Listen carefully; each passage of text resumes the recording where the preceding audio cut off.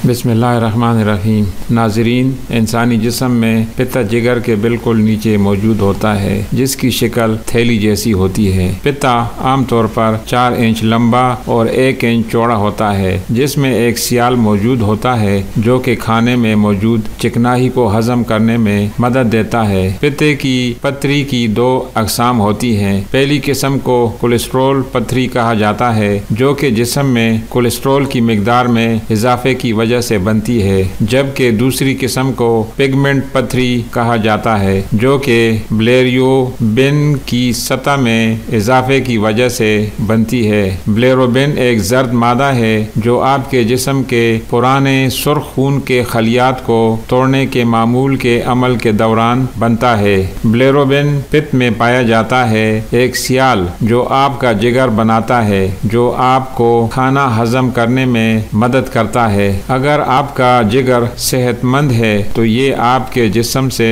ज्यादातर बिलिरुबिन को निकाल देगा। पित्ते की पथरी की वजूहात मुख्तलिफ होती हैं, लेकिन इस पथरी की सबसे बड़ी वजह मोटापे को समझा जाता है, जबकि चिकनाई वाली ग़िज़ाओं को ज्यादा मिकदार में इस्तेमाल करने से भी इसके खतरात बढ़ जाते हैं। वजन में इजाफे की वजह से कोलेस्ट्रोल की मिकदार भी बढ़ने लगती है, जिसकी वजह पित्ते की पथरी के खतरात में इजाफा होता है। पित्ते में पथरी बनने की सूरत में मुख्तलिफ इलामात का सामना करना पड़ता है। इन इलामात में दाएं कंधे में तकलीफ, जिल्द का पीलापन, तेज बुखार के साथ सर्दी का एहसास, सीने की जलन, बदहजमी और गैस शामिल है। नाजरीन, आपको हमारी वीडियो कैसी लगी? अपनी राय का इजहार कमेंट बॉक्स में ज़रूर लिखें। अगर चैनल पर नए हैं तो चैनल को सब्सक्राइब करें। शुक्रिया।